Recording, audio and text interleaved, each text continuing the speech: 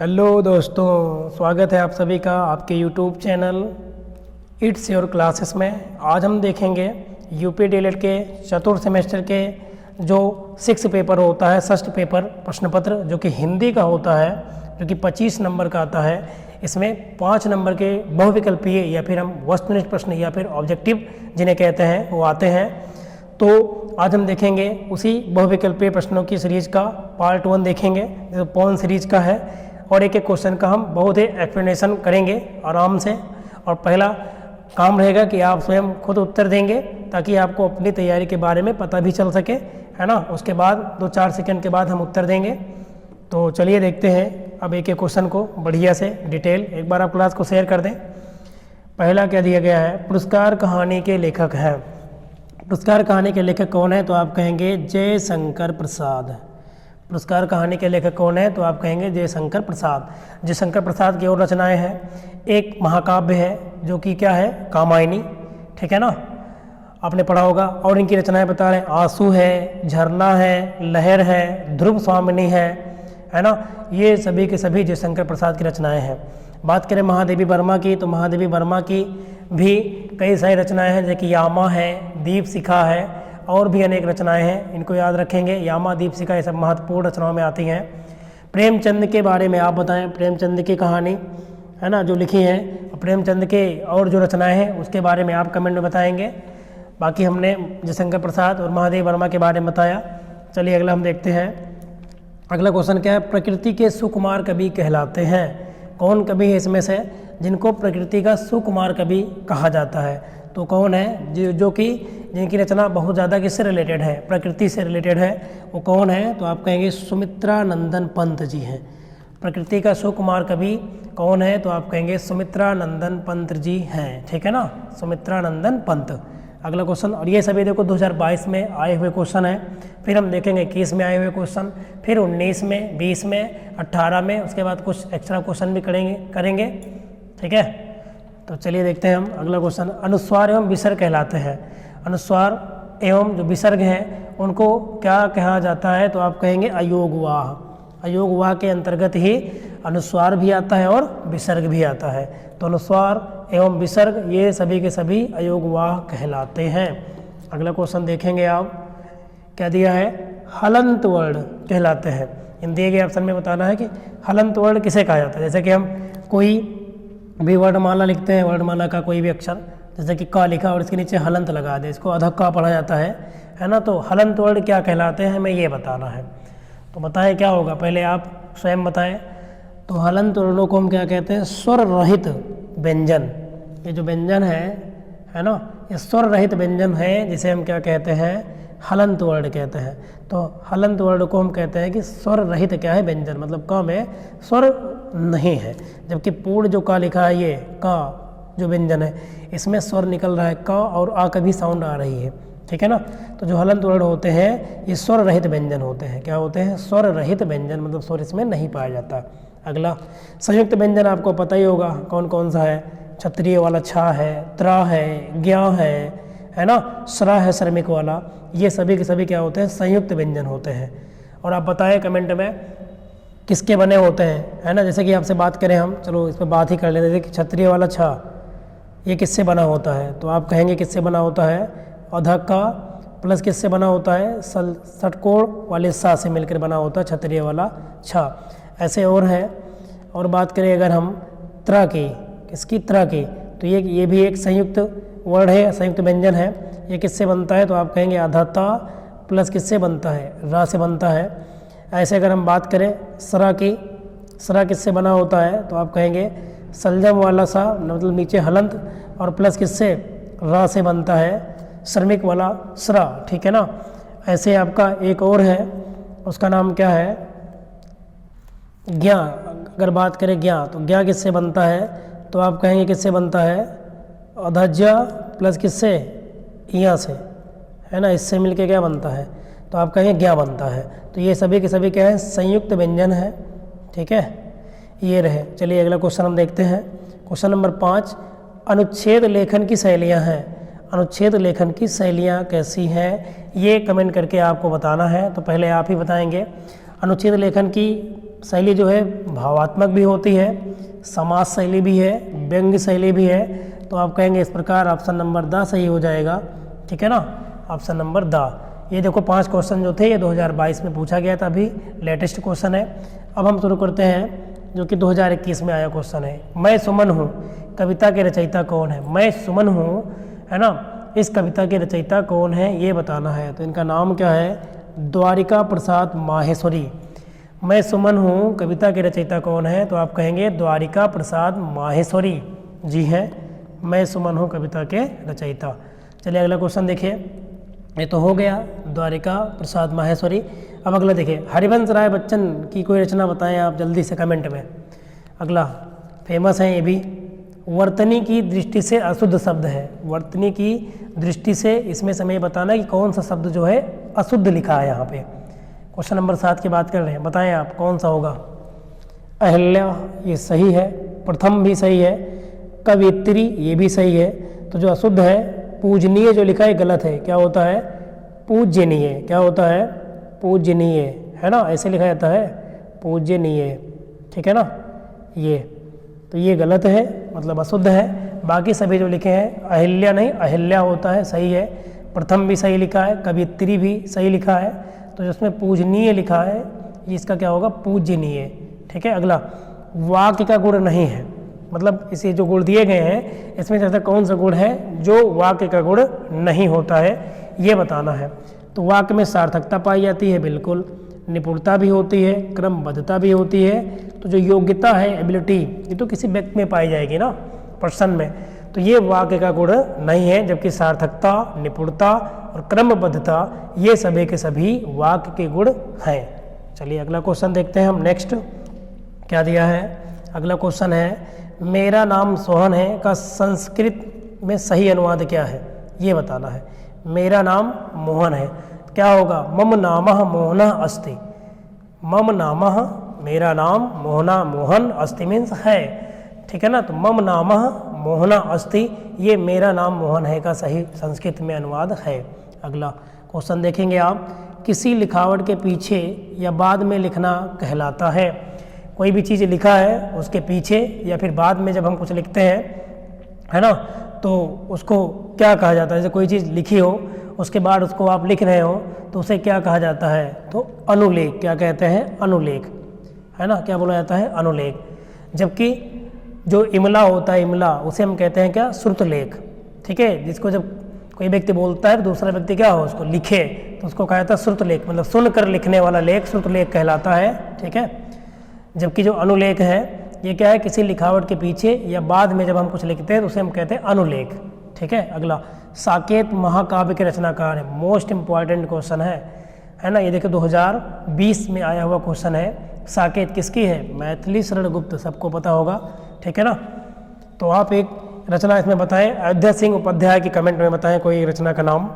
अयोध्या सिंह उपाध्याय जिनको हरिओद भी कहते हैं, उनका बताएं कोई एक रचना।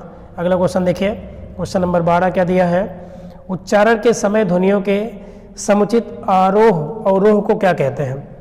उच्चारण के समय ध्वनियों के समुचित आरोह या अवरोह को क्या कहा जाता है? तो आप बताएंगे क्या कहा जाता है उसे। तो आप कहेंगे उसे कहा जाता है स्वराघात, स्वर आघात। क्या कहते हैं? स्वराघात। बोलने पे जो कुछ निकले स्वराघात बोलते हैं। क्या बोला जाता है? स्वराघात या स्वर आघात आप कह सकते हैं। अगला क्वेश्चन देखिए। अगला क्वेश्चन अनुस्वार क्या दिया गया है? अनुसार के बाद, यहाँ के रहेगा। अनुसार के बाद यदि पा वर्ग का व्यंजन आता है, अनुस्वार के बाद यदि पा वर्ग का कोई व्यंजन आता है, जैसे कि पा फा ब भ म, तो अनुस्वार का उच्चारण होता है। क्या होता है? तो आप बताएंगे कि इसमें क्या सही होगा। तो आप कहेंगे माँ। क्या होगा? पा फा ब भ म होता है, तो इस दिए गए ऑप्शन में कौन सा होगा पा वर्ग का व्यंजन? तो आप कहेंगे माँ, पा फा ब भ म। ठीक है ना, तो माँ होगा इसमें। अगला आवारा मसीहा के लेखक है। आवारा मसीहा ये भी कई बार पूछता है एग्जाम में, इम्पोर्टेंट बहुत ज़्यादा है। आवारा मसीहा के लेखक कौन है? बताइए कौन है आवारा मसीहा के लेखक? आवारा मसीहा के जो लेखक हैं कौन है? विष्णु प्रभाकर जी हैं। कौन है? विष्णु प्रभाकर जी आवारा मसीहा के क्या है? लेखक हैं। अगला क्वेश्चन देखिए क्या दिया गया? काव्य की आत्मा है। काव्य की आत्मा इसमें से है ये बताना है। तो बताएं आप क्या होगा। रस जो होता है रस, है ना, जैसे करुण रस, हास्य रस आपने पढ़ा है। तो ये सभी जो होते हैं ये काव्य की क्या है, ये किसी भी काव्य की आत्मा है। ठीक है ना, ठीक है। वैसे तो इसमें हमें सब लग रहा है, रस भी होता है, छंद भी, अलंकार भी ना। डाउट में क्वेश्चन है, हमें लग रहा है सब सही भी होना चाहिए क्योंकि काव्य में की आत्मा है ना। चलिए इसको डाउट में रखते हैं क्वेश्चन को हम। 15 नंबर कमेंट करके आप बताएं क्या सही होना चाहिए। अगला क्वेश्चन देखिए, जमीन पक गई है काव्य संग्रह है। जमीन पक गई है ये किसका काव्य संग्रह है, ये हमें बताना है। तो उनका नाम है केदारनाथ सिंह का।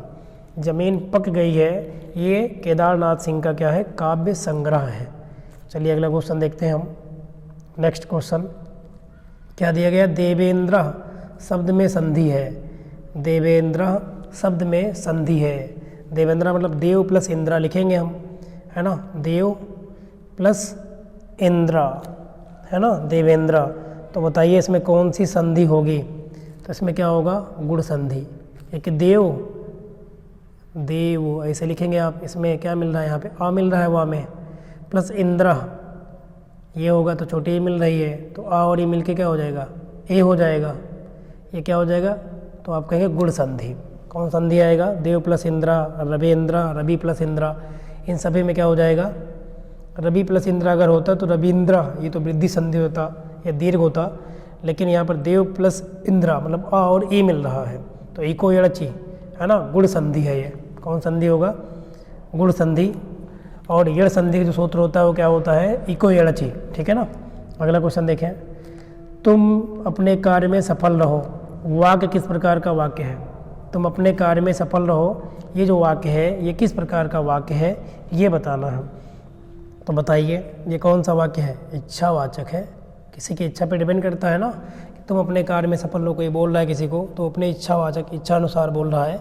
अगला क्वेश्चन देखिए 19, स्वच्छ शब्द का अर्थ है। स्वच्छ, है ना, स्वच्छ शब्द का अर्थ हमें बताना है। तो ये जो स्वच्छ है, देखो ये स्वच्छ नहीं लिखा है, स्व और आधा चा और छा, इसका मतलब तो क्या होता है, साफ सुथरा। यहाँ लिखा स्वच्छ, क्षत्रिय वाला छा है लास्ट में, तो इसका अर्थ होता है कि सुंदर आँख। याद रखना इसका क्या होता है, सुंदर आँख। स्वच्छ, इस वाले स्वच्छ शब्द का अर्थ क्या होगा, सुंदर आँख। चलिए अगला क्वेश्चन देखते हैं अब हम। क्वेश्चन नंबर 20, इसमें क्या दिया है 20 में, सुंदरता शब्द में संज्ञा है। सुंदरता शब्द में कौन सी संज्ञा है ये बताना है। तो बताएं आप, पहले आप कमेंट करेंगे क्या होना चाहिए इसमें। सुंदरता शब्द में कौन सी संज्ञा है, भाववाचक, जातिवाचक, व्यक्तिवाचक, समुदायवाचक, ये बताएं आप क्या होना चाहिए इसमें। तो आप कहेंगे सुंदरता में क्या है, भाववाचक संज्ञा होगा। क्या होगा, भाववाचक। किसी का नाम हो तो वहाँ व्यक्तिवाचक संज्ञा होगा, है ना। किसी प्रकार का जाति का पूरा एक ग्रुप हो तो वहाँ जातिवाचक, एक कम्युनिटी हो, समुदाय, तो वहाँ समुदायवाचक संज्ञा होगी। तो सुंदरता एक भाव है, तो कौन सी होगी संज्ञा यहाँ पे, भाववाचक। अगला क्वेश्चन देखें, सूर्योदय में कौन सी संधि है। सूर्योदय में कौन सी संधि है, तो सूर्य प्लस उदय, आ प्लस उ निकल रहा है, तो यहाँ पर भी कौन संधि होगी, गुण संधि। सूर्य प्लस उदय होगा, सूर्योदय, यहाँ पर भी कौन संधि पाई जाएगी, तो आप कहेंगे गुण संधि। चलिए अगला क्वेश्चन देखिए, क्वेश्चन नंबर 22 क्या दिया गया है, कौन सा शब्द अव्ययी भाव समास का उदाहरण है। इन दिए गए शब्दों में से कौन सा शब्द है जो अव्ययी भाव समास का क्या है, उदाहरण है। तो आप बताएंगे क्या है, प्रत्येक। जो प्रत्येक है यह जो होता है अव्ययी भाव समास का क्या है, एक उदाहरण है। ठीक है। क्वेश्चन नंबर अब 23 देखेंगे, अशुद्ध शब्द की पहचान करना है। 23 में हमें बताना है इसमें कौन सा अशुद्ध शब्द लिखा है। तो बताइए, प्रभु, प्रभु, प्रभु होता है ना, प्रतिष्ठा सही है, प्रणाम भी सही है, प्रकांड भी सही है। प्रभु ऐसे थोड़ी लिखा जाता है, प्रभु तो ऐसे लिखते हैं, छोटा हो की मात्रा रहता है भा में ना, प्रभु, प्रभु बोलते हैं, प्रभु तो कहते नहीं। तो ये हो जाएगा अशुद्ध शब्द, मतलब आ वाला ये रॉन्ग है, बाकी सभी इसमें सही लिखे हुए हैं। ठीक है। अगला क्वेश्चन देखिए, क्वेश्चन नंबर 24 से, अभी देखो 18 से, ये सभी क्वेश्चन 18 में आए हुए हैं।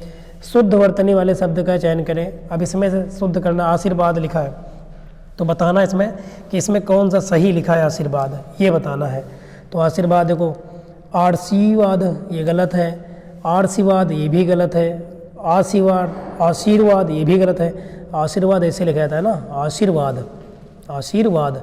तो आप कहेंगे ऑप्शन नंबर द सही है इसमें, बाकी सभी क्या है, रॉन्ग है। ये वर्तनी सही है, आशीर्वाद मतलब दा वाली। मेघदूत किस रचनाकार की कृति है? जो मेघदूत है ये किस रचनाकार की कृति है, ये बताना है हमें। तो बताएं आप क्या होना चाहिए। मेघदूत किसकी है? कालिदास। याद रखेंगे आप, पूछ ले सकता है एग्जाम में आपसे कि मेघदूत किस रचनाकार की कृति है, तो आप कहेंगे कालिदास। अगला क्वेश्चन देखिए, अगला क्वेश्चन है पुरस्कार कहानी के लेखक। इसको आप ऊपर भी पढ़े थे अभी। पुरस्कार कहानी के लेखक कौन है? देखो ये दोबारा से देखो, मैंने कहा था ना क्वेश्चन रिपीट होते हैं। जयशंकर प्रसाद जी, पढ़े थे आप, ठीक है। अगला क्वेश्चन देखिए, प्रत्युपकार शब्द में प्रयुक्त उपसर्गों की संख्या है, कितने इसमें उपसर्ग है ना, कितने उपसर्ग हैं हमें ये बताना है। तो आप कहेंगे 2। कितने उपसर्ग हैं? 2। एक तो यहाँ पे प्र है, उसके बाद यहाँ उ लगा है, यू मतलब ऊ छोटा ऊ है ना, उप लगा है, उप। तो आप कहेंगे इसमें 2 उपसर्ग लगे हुए हैं। प्रत्युपकार में 2 उपसर्गों की संख्या कितनी है? तो आप कहेंगे 2 उपसर्ग हैं इसमें, ठीक है। अगला क्वेश्चन देखिए, क्वेश्चन दिया गया शताब्दी एक्सप्रेस के समय पर पहुंचने की संभावना है, ये वाक्य किस प्रकार का है? शताब्दी एक्सप्रेस जो है कि समय पर पहुंचने की संभावना है ना, ये कह रहा है कि संभावना है। तो बताइए ये कैसा होगा वाक्य, ये बताना है। तो ये एक प्रकार का संदेश है, संदेशवाचक होगा। संकेत तो दे नहीं रहे हम, संकेत तो ऐसे बिना बोली के होता है, किसी से चिन्ह से दिखाया जाता है ना। तो संदेशवाचक है। अगला क्वेश्चन नंबर 30 में शुद्ध वर्तनी वाले शब्द का चयन करना है। फिर हमारा क्वेश्चन है कि इसमें से कौन से शुद्ध वर्तनी का चयन करो, जो शुद्ध लिखा है वो बताओ, उपर्युक्त बोलना है। तो आप बताइए, बताओ कौन सही होना चाहिए? उपर्युक्त, ये तो गलत लिखा है पूरी तरह। उपरोक्त ये नहीं है ना, उपरोक्त भी नहीं होता है, उपर्युक्त लिखा जाता है, मतलब ऑप्शन नंबर बा ये सही है। बाकी ये सभी के सभी क्या है, रॉन्ग है इसमें, ठीक है। उपर्युक्त सही होगा, ठीक है ना। अगला क्वेश्चन देखिए, सुगम शब्द का विलोम है। सुगम शब्द का विलोम है, ये बताना है। सुगम, सुगम का विलोम क्या होगा? तो आप कहेंगे दुर्गम। सुगम का मतलब, सुगम का मतलब और दुर्गम का मतलब क्या होगा? दोनों का मतलब विपरीत होगा, ठीक है ना। चलिए, दुर्गम मतलब एक कठिन रास्ता, सुगम मीन्स एक अच्छा मार्ग। अगला क्वेश्चन देखिए, क्वेश्चन नंबर देखते हैं हम 32 से। ये देखो, इसके पहले अभी आपका एक मिला था देवेंद्र, अब ये है रविंद्र। क्या है? रविंद्र। रविंद्र में कौन संधि है? तो आप कहेंगे वृद्धि या दीर्घ संधि है। वृद्धि ने दीर्घ बड़ा हो जाएगा ना। देखो रवि प्लस इंद्रा लिखोगे आप रविंद्र को, रवि और प्लस कितना हो, क्या लिखोगे आप? इंद्रा। तो यहाँ पे अगर देखा जाए रवि प्लस इंद्रा, तो यहाँ से क्या निकल रहा है? छोटी। और यहाँ पर से क्या निकल, यहाँ पर भी क्या है? पहला छोटी। तो ये मिलके क्या बन गया है? बड़ी। रवि बन गया रवि। तो आप कहेंगे यहाँ पे क्या हो रही है? वृद्धि हो रही है। तो कौन सी संधि है यहाँ पे? सॉरी, वृद्धि कहा, दीर्घ हो रहे हैं ना, एक दोनों मिलके बड़े हो जा रहे हैं, बड़ी मात्रा बन जा रही है, तो दीर्घ होगा। कौन होगा? दीर्घ होगा। अगला, वृद्धि संधि का सूत्र क्या होता है? वृद्धिरेचि। क्या होता है? ये भी कभी पूछ लेता है, वृद्ध का, वृद्धिरेचि। जयशंकर प्रसाद की रचना है, तो बताओ जयशंकर प्रसाद की रचना क्या है? कामायनी है इसमें से। साकेत मैथिली शरण गुप्त की है, ये हो नहीं सकता। प्रिय परिवास भी नहीं है, क्योंकि ये अयोध्या सिंह है ना उपाध्याय, मतलब जिन्हें हरिओत कहते हैं, उनकी रचना है। कामायनी है, कामायनी है, आंसू है, झरना है, लहर है। और कामायनी जो है ना, ये एक जयशंकर प्रसाद है, क्या है? महाकाव्य है, ठीक है। अगला क्वेश्चन देखिए, दुर्बल को न सताइए जाकी मोटी हाय, उपयुक्त पंक्ति के रचनाकार कौन है? ये बताना है हमें। दुर्बल को न सताइए जाकी मोटी हाय, उपयुक्त पंक्ति के रचनाकार कौन है? ये है बताना हमें। बताओ किसकी रचना है ये? तो आप कहेंगे कबीरदास। कबीरदास जी ने लिखा है कि दुर्बल को न सताइए जाकी मोटी हाय, ये पंक्ति। अगला, दमक का तुकांत शब्द है। दमक का तुकांत क्या है? इसमें हमें तुकांत है ना बताना है, तो बताइए, मतलब राइमिंग बताना है। दमक का तुकांत शब्द क्या होगा? तो आप कहेंगे धमक। और सब तो कदम, ये तो अलग निकल रहा है। दमक धमक, दमक धमक, मतलब ये तुकांत है, ठीक है ना, मिलते जुलते हैं लास्ट के इसके जो निकल रहे हैं प्रोनाउंसिएशन। अगला क्वेश्चन देखिए, क्वेश्चन नंबर 36। खूब लड़ी मर्दानी वह तो झांसी वाली रानी थी, इसकी जो रचयिता है वो कौन है? ये बताना है। खूब लड़ी मर्दानी वह तो झांसी वाली रानी थी, तो कौन है? बहुत ही फेमस है, सुभद्रा कुमारी चौहान जी हैं इसकी रचयिता, खूब लड़ी मर्दानी वह तो झांसी वाली रानी थी की रचयिता है सुभद्रा कुमारी चौहान। अगला क्वेश्चन देखो, उक्त कथन किसका है? उच्चारण में तनिक सा दोष आ जाने पर अर्थ अनर्थ में परिवर्तित हो जाता है। बिल्कुल, जो अर्थ है उसका अनर्थ हो जाता है अगर उच्चारण में थोड़ा सा भी क्या आ जाए, दोष आ जाए। तो ये कथन किसका है ये बताना है। तो ये किसने बताया? पाणिनि जी ने बताया था। किसने बताया था? पाणिनि जी ने बताया था, है ना, कि अगर उच्चारण में तनिक सा भी दोष आ जाता है तो उसका जो है अर्थ का अनर्थ हो जाता है। चलिए अगला क्वेश्चन देखिए। आपने पता ही होगा माहेश्वर जो सूत्र है उसकी रचना किसने की? पाणिनि ने, है ना। जब शंकर जी ने क्या हुआ था, 14 बार डमरू बजाया था तो उन्होंने वहाँ से स्वर निकले थे। ठीक है, अगला को माहेश्वर सूत्र जी ने कहा गया। संस्कृत लेखन का दोष है, संस्कृत के लिखने का दोष है, इसमें से हमें ये बताना है। तो बताएं क्या दोष होगा? लेखन है तो अधूरी जानकारी, बिल्कुल, अगर अधूरी जानकारी है तो दोष तो होगा ही होगा। लेखन में जल्दबाजी करना ये भी एक दोष होगा। अगला क्वेश्चन, अनुस्वार तथा अनुनासिक का पर्याप्त ज्ञान न होना, बिल्कुल, अगर नहीं ज्ञान है तो भी दोष होगा। तो हम कह सकते हैं उपर्युक्त सभी या उपरोक्त सभी, ये सभी के सभी ऑप्शन इसमें सही है, इसलिए ऑप्शन 10 सही हो जाएगा 38 में। अगला क्वेश्चन देखिए, व्यंजनों के कितने भेद होते हैं? व्यंजनों के कितने भेद हैं ये बताना है। तो आप कहेंगे व्यंजनों के 3 भेद हैं। ठीक है ना, व्यंजन के भी कितने भेद हैं? जैसे स्वर भी अलग अलग प्रकार के, ह्रस्व स्वर, दीर्घ स्वर, प्लुत स्वर 3 प्रकार, वैसे व्यंजन के भी कितने भेद हैं? 3 भेद। अगला अंतस्थ व्यंजन है, हमें ये बताना है इसमें अंतस्थ व्यंजन कौन है। तो अंतस्थ व्यंजन जो होते हैं वो कौन कौन होते हैं? तो होते हैं य, र, ल, व। क्या होते हैं? य, र, ल, व, ये अंतस्थ व्यंजन होते हैं। अब इसमें ऑप्शन में अगर देखें तो क्या दिया है? य, र, ल, व में से र दिया है, तो ये सही हो जाएगा। ठीक है ना। जबकि अगर बात करें कि यहाँ पे तो ये है, ठीक है ना, या, र, ल, व, सा, ये अंतस्थ व्यंजन है। आप बताएंगे ऊष्म व्यंजन कौन कौन से होते हैं? ऊष्म व्यंजन कमेंट करके बताएं आप, ऊष्म व्यंजन के नाम बताइए जल्दी से। इससे आपकी अपनी तैयारी जांच भी जाएगी कि आपने कितना पढ़ा है। ठीक है ना। ऊष्म व्यंजन बताएं आप कौन कौन से होते हैं जल्दी से। अगला क्वेश्चन है, ह्रस्व स्वरों की संख्या कितनी होती है? हमें ये बताना है कि ह्रस्व स्वर कितने होते हैं। तो ह्रस्व स्वरों की संख्या कितनी है? 5 है। ठीक है ना। तो ह्रस्व स्वरों की संख्या कितनी होती है? 5। अगर आपसे कहा जाए कि मिश्रित स्वरों की संख्या बताएं, तो जो मिश्रित स्वर हैं उनकी संख्या कितनी है? तो मिश्रित जो स्वर हैं उनकी संख्या 4 है। इसको भी आप नोट कर लेंगे, पूछ सकता है एग्जाम में। मिश्रित स्वर, ठीक है, मिश्रित स्वर कौन कौन होते हैं? तो ए है, ठीक है, पहला है ए, दूसरा है क्या? तो आप कहेंगे ओ, ए है, ओ है, तीसरा है अय, है ना, ए अय भी लिख सकते थे, और चौथा है हमारा एक और बचता है वो है औ। ये सभी के सभी क्या है? मिश्रित स्वर है। ठीक है। ए में क्या क्या है आपका? ए में क्या क्या होगा? छोटा आ और किससे? बड़ी, इससे मिलके बनता है कौन? ए। अगर ए की बात करें हम तो ए में क्या होता है? आ प्लस ए। जो ए है इसमें क्या क्या होता है? तो आ प्लस ए, इससे मिलकर ए बनता है। और जो ओ है ये बनता है छोटा आ प्लस छोटा ऊ से मिलकर। उसके बाद अगर बात करें औ की तो ये होता है आ प्लस ओ, किससे मिलकर बना होता है? आ और ओ से मिलकर बना होता है। तो ये क्वेश्चन भी पूछ सकता है आपसे कि मिश्रित स्वरों की संख्या कितनी होती है? तो आप कहेंगे मिश्रित स्वरों की संख्या होती है 4। कितनी होती है? 4। ऐसे आपसे पूछ सकता है कि जो संयुक्त वर्ण होते हैं या संयुक्त व्यंजन, है ना, तो संयुक्त व्यंजन कौन कौन होते हैं? तो ये भी आपको आना चाहिए। ठीक है। तो आपको पता ही होगा संयुक्त वाले में कौन कौन होता है। संयुक्त में आपको पढ़ा था क्षत्रिय वाला छा है ना। दूसरा अगर बात करें श्रमिक वाला स्रा है। तीसरा बात करें कि यहाँ पे जो ये हो गया, उसके बाद आपका बचता है ज्ञा है। ठीक है। उसके बाद अगर बात करें हम, एक और बचा आपका, कौन होता है वो? तो आप कहेंगे त्रा है, त्रिशूल वाला त्रा। ये सभी किस में आते हैं?